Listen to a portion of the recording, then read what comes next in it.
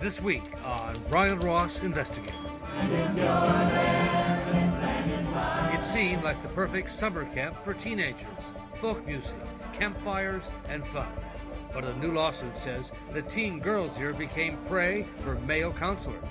The first time I was sexually assaulted by a male counselor was when I was 13. I was raped. Mandatory massage trains.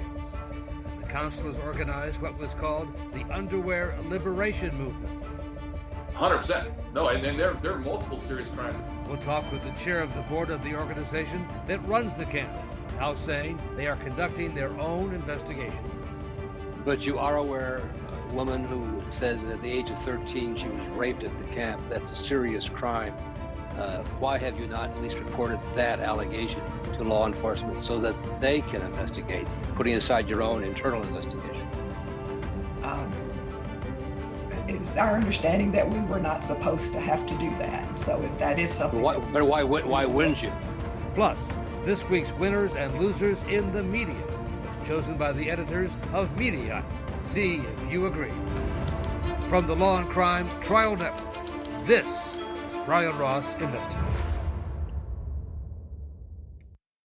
Good evening, and thank you for joining us, and hello to our friends on Facebook Live.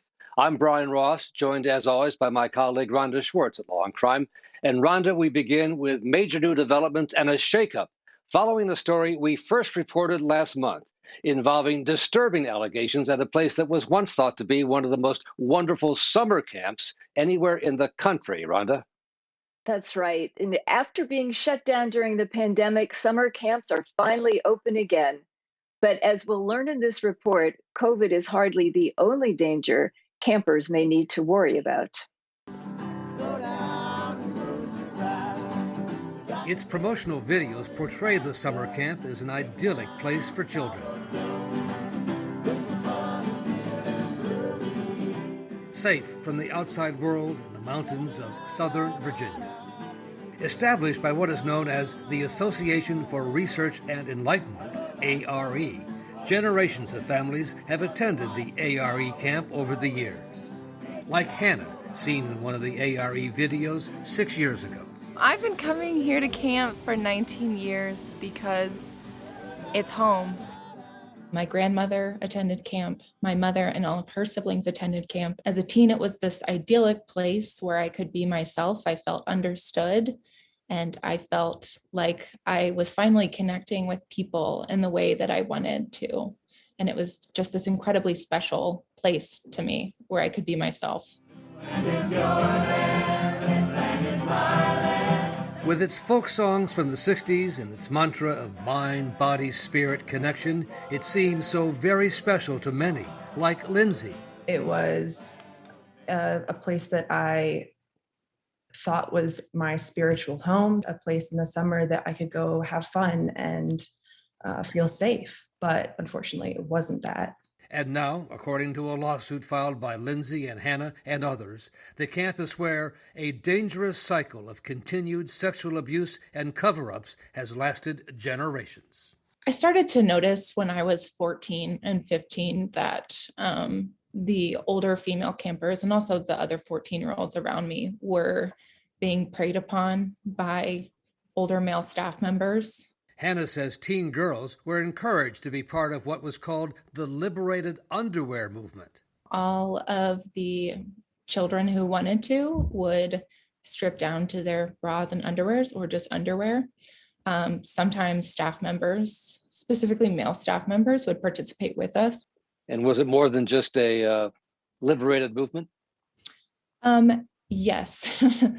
I would say, looking back, it absolutely was. I remember feeling sexualized and very uncomfortable with the entire situation. Even worse, she says, was the so-called massage train seen in one of the ARE videos. That's Hannah as a teen. I mean, sexualized, I mean touched without our consent. You had no say in who touched you. It was just you stood behind somebody and whoever wanted to would stand behind you. And oftentimes when you are a tall woman like myself, being hugged by somebody from behind, you're being touched in a place that you don't want to be touched. which was oftentimes very uncomfortable for me. Did you at any point say no or try to report this? Yes. When I was 20, I was sexually assaulted by a senior director. He had made advances to me all summer long. He touched me inappropriately all summer long, as well as sexually harassed me relentlessly. And I said no countless times, and eventually got so scared of him that I reported him directly to the camp manager. But Hannah says nothing happened. The senior director, she says, assaulted her was rehired for the following summer term.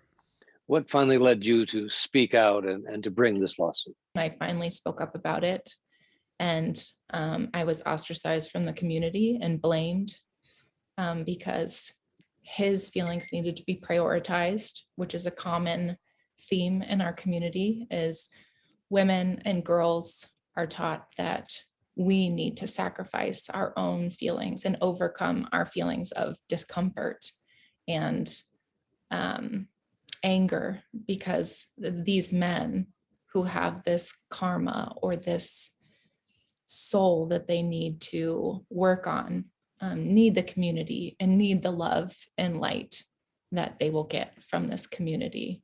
Lindsay says she was told the same thing after she says she was repeatedly assaulted. The first time I was sexually assaulted by a male counselor was when I was 13. I was raped and I reported it, and I was silenced and victim blamed. Lindsay says when she returned to the camp a few years later, she was ordered to apologize to the counselor she says raped her. And I was forced to confront him. I didn't know he was going to be there until I showed up, and it was horrific. I had a severe traumatic reaction. I panicked. I was crying. I was freaking out. As a 17-year-old even, it just brought back all of these flashbacks and feelings of initially losing my safe space, a place that my whole family had been, a place where I found many dear relationships that I still have.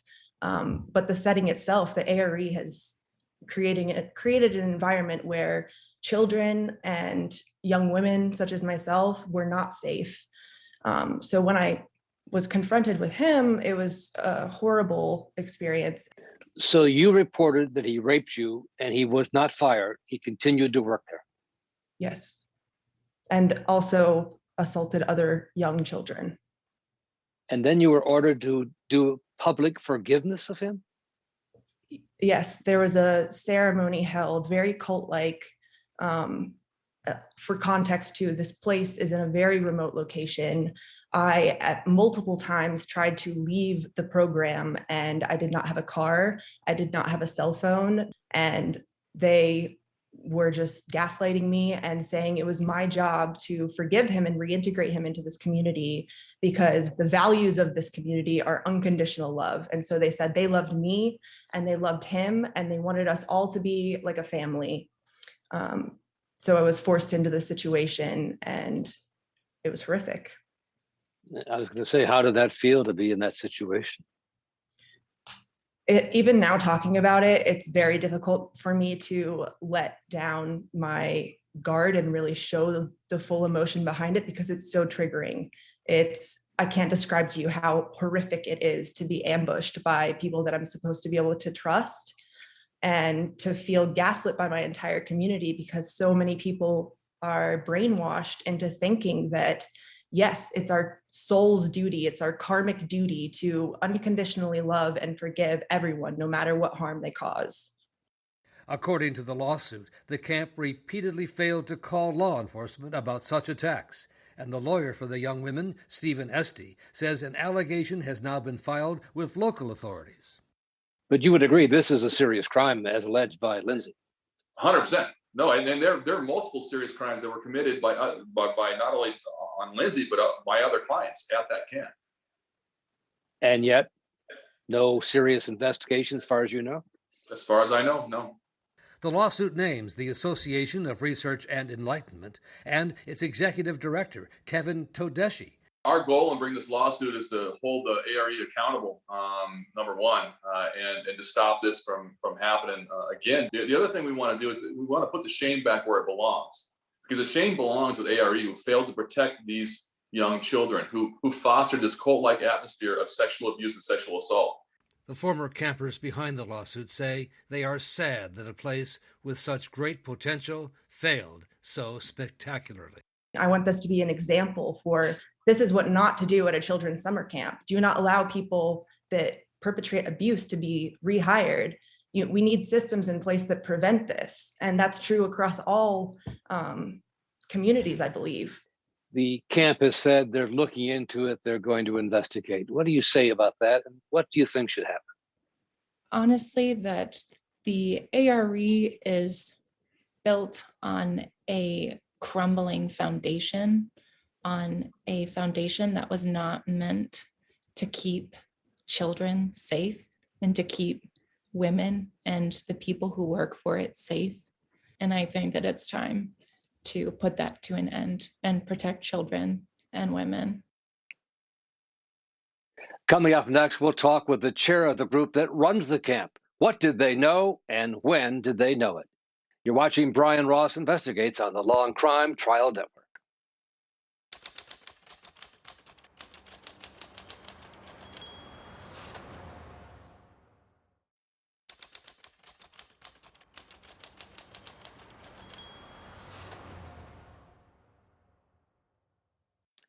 We continue now with our investigation of a summer camp accused by some former female campers of sexual abuse and cover-up, charges strongly denied by the people who are responsible at the top. We're joined now by Laura Little, who's the chair of the board at ARE. And Ms. Little, thank you so much for being here tonight. Thank you for reaching out to us, Brian. We appreciate it. What is your reaction to this lawsuit with the damning accusations? You know, these allegations are so disturbing. They are actually painful to read. We're all in great distress. And we've been aware of them for 11 months. And we realized pretty early on that we needed to do a third-party investigation. And that's what we have initiated. And we're toward the final stages of the investigation, and we will be making steps toward accountability and toward changing our policies and procedures, whatever needs to happen to make this right. The lawsuit alleges that you've essentially covered it up. Somebody at your organization has covered up rampant sexual abuse. Yeah, that's just absolutely not true. As soon as these allegations became available to us, as soon as they were posted on a Facebook page, and it was the first time any of us on the board were aware of it, we immediately got to work. And we have been working really hard the last 11 months to follow up, to work with a really professional third-party investigation organization so that we can get to what the truth of the matter is and know what we need to do as an organization. We absolutely want to do the right thing. We're not trying to cover up anything. One of the young women who is suing you says she was raped at the age of 13 at the camp. Mm-hmm. Were you aware of that? Was anybody at the camp? She said she reported it, and she was made to essentially apologize to the person who she says raped her. That's just an awful, awful thing to hear. And I am not aware of that situation at this point. What we have done in our investigation was ask people to report who have had firsthand experiences, people like the allegation in the lawsuit. And if that comes through our system, it's being investigated thoroughly. But has this been reported to local law enforcement that a 13-year-old was raped at the camp? I am not aware at this point that a 13-year-old, I don't have the facts that a 13-year-old was raped other than what's in the lawsuit. And so we're not able to report something that we did not know. But you are aware, a woman who says that at the age of 13, she was raped at the camp, that's a serious crime. Why have you not at least reported that allegation to law enforcement so that they can investigate, putting aside your own internal investigation? it is our understanding that we were not supposed to have to do that. So if that is something, But why wouldn't you? Why wouldn't you do that? We would do whatever the right thing is. That's what we're trying to do. Do you doubt the word of this young woman? I don't know this young woman, so I cannot say one way or the other. Are you aware of what was called the liberated underwear movement? I was not familiar with that till I read it in the lawsuit. No. What do you make of that? It does not fit with the ideals of our organization whatsoever. And so again, these are the kinds of things that we are hoping to uncover in our investigation. And we look forward to hearing what the investigators have come up with. Both women who are involved in the lawsuit told us that they were essentially made to apologize and forgive the men who they say attacked and assaulted them. Is that consistent with what happens at that camp? If that is true, it is not a part of our ideals. It's not something that we would approve of whatsoever. And it makes me personally extremely sad and extremely distressed. I'm very concerned for anyone that would have happened to, without a doubt. No, that is not the way we expect staff to conduct themselves. That is not part of our policy and procedure. You've had this for 11 months. Have you taken any steps to fire anyone? At this point, we're waiting for the end of the investigation. We have not. The camp has been closed. It was closed in 2020. It's closed this year. It may never reopen, but we won't know the answers to those questions until we get through the final stages of the investigation. Ms. Little, these two women who we've talked to who are part of the lawsuit say they came to the camp. It was a spiritual home for them. They were crushed by what happened. What do you say to them? Anyone who feels like they have been harmed through anything to do with Edgar Casey's ARE has my greatest sympathy. And I am so sorry for anything that may have happened to anyone at any of our activities. And as I said to you, that reading these allegations is just deeply personally painful. And as I've read through them, I've had my own set of tears because if this has happened to anyone, it is not acceptable to this organization, and people will be accountable. Laura Little, Chair of the Board of ARE, thank you so much for being with us here tonight. Thank you, Brian. Since that interview, the ARE group has announced it has accepted the resignation of its CEO, Kevin Todeschi, who was named in the lawsuit. The group said in a post on Facebook that its internal investigation found no evidence that Todeschi was involved in any wrongdoing or any alleged cover-up. The board chair, Laura Little, who talked with us earlier this week, was said to be unavailable to talk to us more about the full results of the investigation or what other steps may be taken. Since then, 6 more women have joined the lawsuit, according to the law firm that is now suing the camp. Coming up next, this week's winners and losers in the media. You're watching Brian Ross Investigates on the Law and Crime Trial Network.